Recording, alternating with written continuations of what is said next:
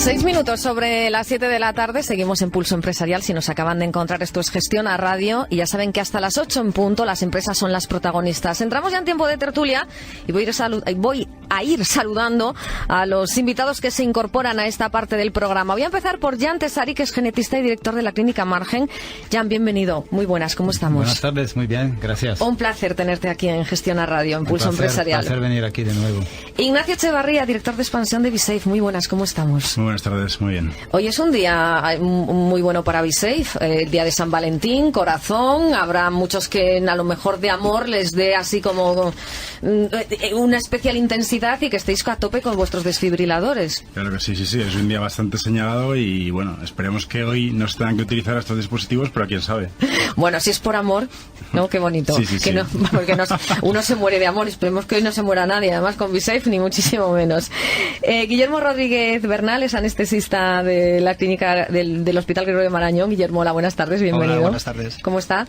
Encantado de estar aquí con vosotros. Un placer también tenerte aquí. Javier Casanova, que es médico anestesista del Hospital Gregorio Marañón de Madrid y portavoz de CIPSE, la Fundación para la Innovación y Prospectiva de Salud en España. Javier, hola, muy buenas, ¿cómo estás? Hola, ¿qué tal? Buenas Pues tardes. es un placer teneros a todos aquí. Saludo de nuevo a mi compañero Jesús García, que también se incorpora al tipo de tertulia. Jesús, bienvenido. Aquí estamos, en el segundo tramo de tertulia.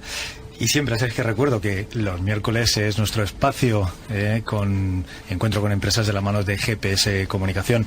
Quiero saludar especialmente a Jan, al amigo Jan Tesari, porque aquí ha estado algún otro día, está en la casa también, y la verdad que siempre es un placer escucharte. Yo te pongo siempre como ejemplo de una persona. Y con el resto lo veremos ahora, también. Lo que pasa que como no tengo el gusto de conoceros todavía, pero a Jan, que le conozco como de 3 o 4 entrevistas ya, la verdad es que cada día me sorprende más. Y hoy estoy expectante por lo que nos vas a hablar, de poder hacer cosas de manera preventiva, ¿no? Antes de que pueda nacer el bebé, o como es ya dentro de... Bueno, como embrión, ¿no? Sería sí, como embrión. Sí. Entonces, yo ahí ya, mira, a partir de ahí vamos construyendo. Yo quiero escucharte y a partir de ahí todos iremos participando en la tertulia. En la medida que queráis participar, vamos participando. ¿De acuerdo? De acuerdo. ¿Empiezo? Sí, cuando bueno, quieras. Es que ya desde el año 1990 existe la técnica de diagnóstico preimplantatorio genético de los embriones, y ahora se ha banalizado, se ha generalizado prácticamente para todas las anomalías genéticas conocidas. Pero hasta ahora lo único que se podía hacer, decir, este embrión es bueno, lo utilizaremos para crear un niño, este es malo y lo descartamos.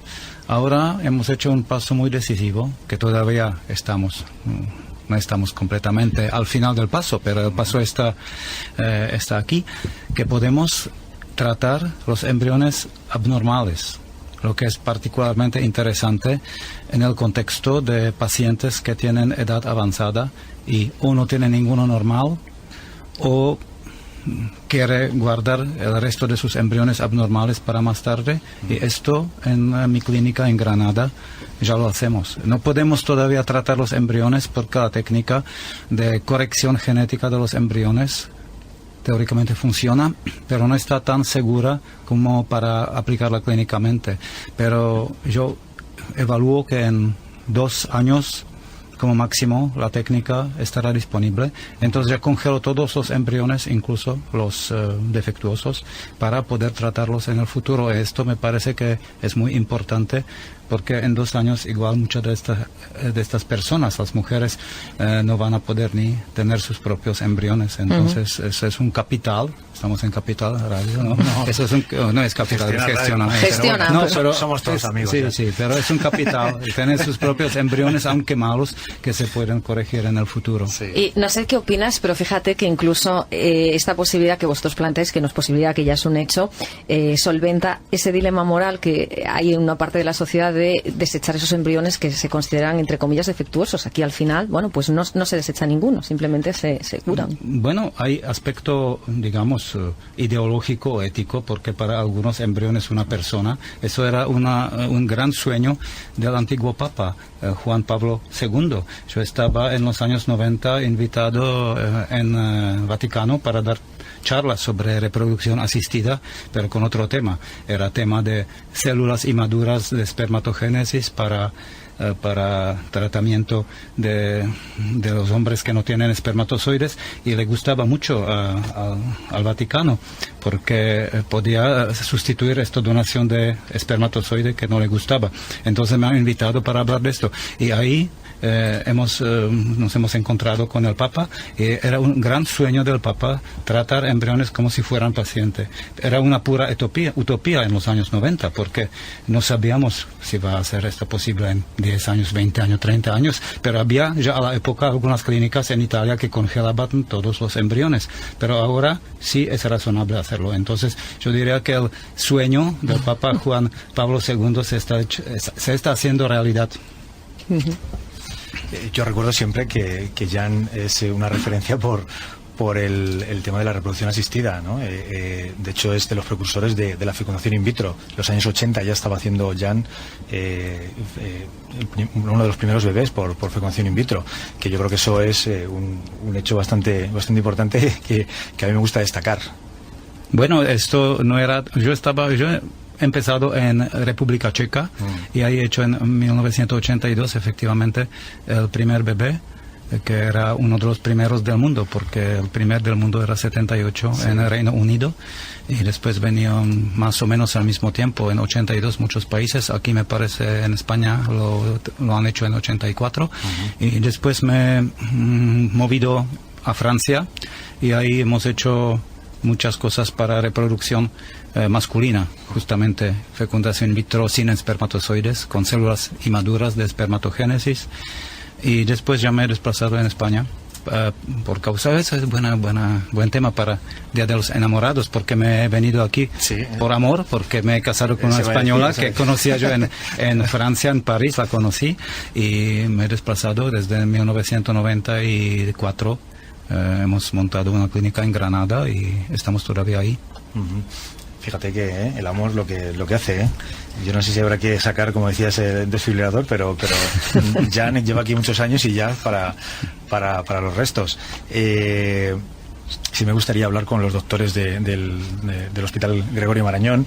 De hecho, decíamos que vienen hoy, están aquí de la mano de FIPSE, y no hace mucho teníamos aquí en el programa también a los amigos de FIPSE que nos hablaban de este proyecto, nos hablaban de un proyecto del Gregorio Marañón que había estado dentro de todo este proceso del MIT, ¿no? Me parece recordar, y sí que me gustaría que nos pusieras un poco en contexto esa situación, cómo se ha ido procesando todo este proyecto en el que estáis trabajando.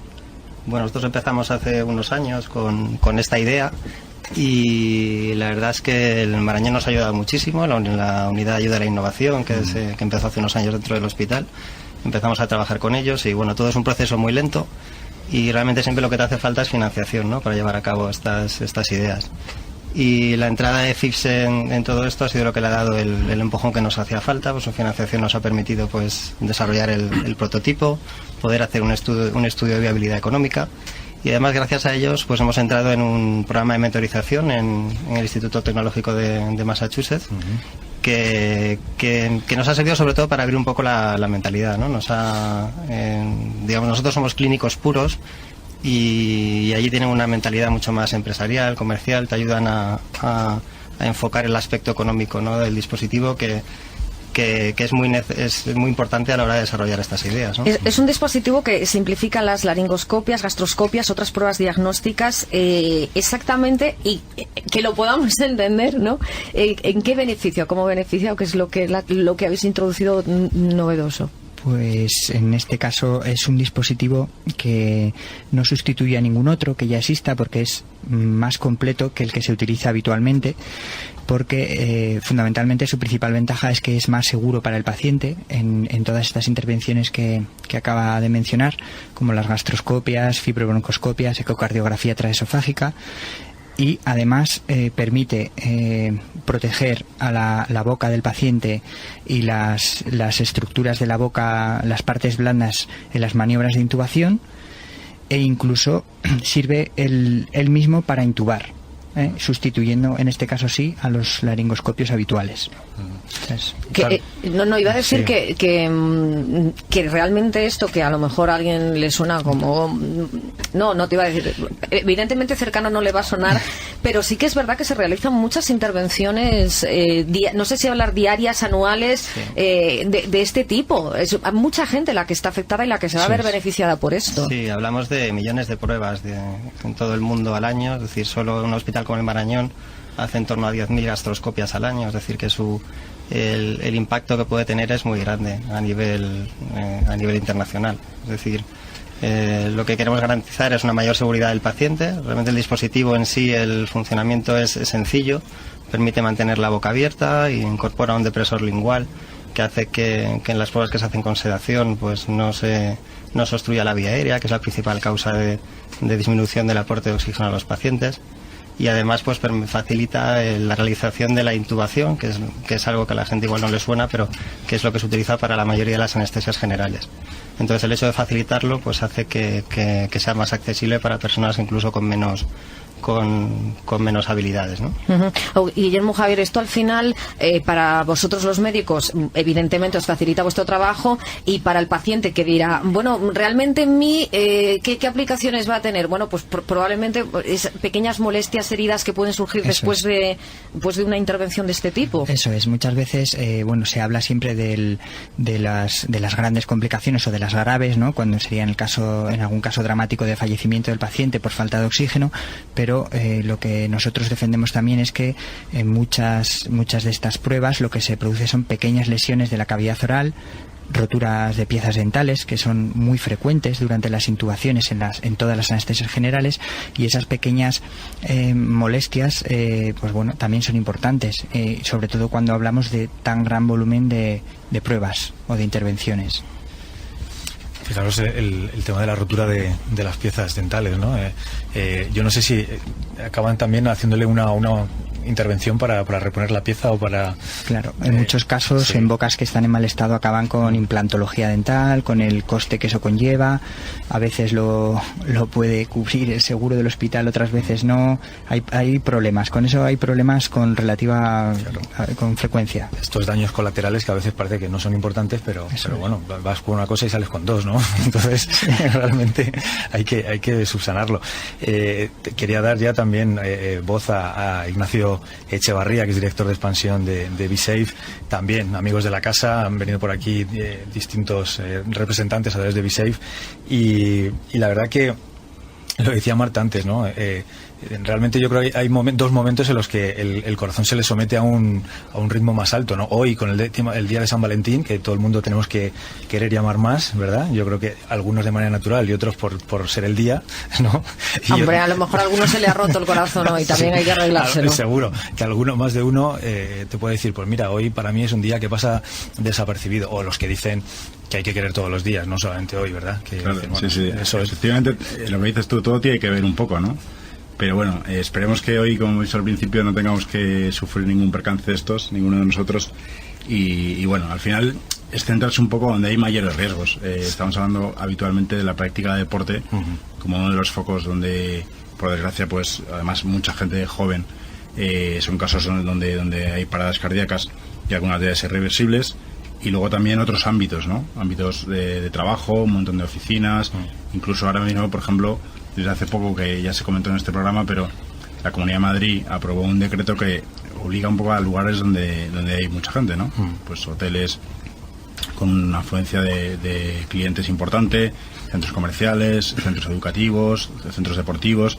Es decir, al final son muchos sitios en los que históricamente se han detectado efectivamente que estas cosas suceden y que hay que poner una solución para ello. Nosotros somos aquí un altavoz de todo, es decir, por muchas veces que se diga siempre van a ser pocas. De hecho, este programa los miércoles tiene un componente muy de saludable, ¿no? De salud, de medicina, y yo creo que ya de verdad, todas las veces que lo digamos será poco el tema de cuidar y de que todas esas instituciones o asociaciones o lugares que estén obligados. Siempre decimos que cada comunidad autónoma tiene una regulación o tiene unos diferentes números, ¿no? Dependiendo de dónde sea, pero siempre lo adecuado es que lo tengan y que lo tengan actualizado, que lo tengan al día, es decir, que lo tengan el mantenimiento, porque luego ocurre lo que ocurre. Hay una carrera y necesitas utilizarlo, y bueno, ojalá no tengas que utilizarlo, pero que realmente que esté habilitado. Sí, has dado un poco con el cuidado de la cuestión. Ya desde hace un montón de años, cuando se hablaban de estos dispositivos, se hablaba de un mantenimiento necesario. ¿Qué es lo que estaba pasando hasta no hace mucho tiempo? Pues que había muchos desfibriladores que estaban fuera de mantenimiento. En el caso de que hubiera que utilizarlos, pues por desgracia no se podían andar esas descargas eléctricas efectivas, y al final es como no tener un desfibrilador. Ahí entraría, pero bueno, no nos vamos a detener, la responsabilidad civil del dueño de esos equipos. Y bueno, pues ahora mismo el mercado va pues hacia equipos que están controlados vía pues tarjeta SIM, como es nuestro dispositivo DOC, sí, o vía otro tipo de chequeos que al final garanticen al 100% pues que ese dispositivo esté listo para funcionar en caso de emergencia. Participáis en una gran cantidad de carreras, de maratones. Yo creo que eso, por un lado, ¿no?, evidentemente se somete al cuerpo a un exceso, a una actividad un poco, bueno, pues fuera de lo normal, pero por otro lado también favorece ese tipo de hábito, el deporte, especialmente correr, y lo que dicen, ¿no?, sobre todo caminar, ¿no?, que caminar quizás es la actividad un poco más completa o menos agresiva que pueda haber, ¿no?, y realmente que el corazón, pues son como dos armas, ¿no?, para que el corazón vaya mejor: hacer deporte, por otro lado, y tener esa protección. Eso es, y luego, bueno, una buena alimentación también que influye, ¿no? Pero efectivamente la práctica del deporte ayuda en muchos ámbitos a mejorar nuestra salud, pero cuando el deporte es extremo, cuando hacemos esfuerzos a los que no estamos acostumbrados, pues muchas veces es lo que origina todo este tipo de dolencias, ¿no?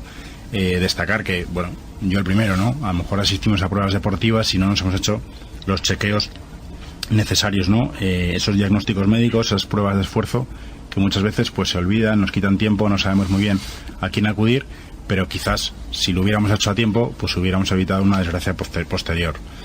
Y efectivamente, como tú comentabas, nosotros nos dedicamos, aparte de cardioproteger muchos lugares, de dotar desfibriladores por nuestro proyecto Más Vida, nuestro proyecto de responsabilidad social corporativa, pues un montón de pruebas, ayuntamientos, pruebas deportivas, pruebas culturales. Es decir, aquel que quiera en un momento puntual tener una prueba cardioprotegida, bueno, pues sabe que puede contar con nosotros, y tenemos un proyecto muy bonito que lo hace posible. Os recuerdo que podéis intervenir cuando queráis, en cualquier momento de la conversación, cruzarla con lo que está hablando cada uno. Es decir, inquietudes, dudas, anécdotas, lo que cada uno quiera contar. Es decir, que nos vamos dando pie, pero cuando queráis...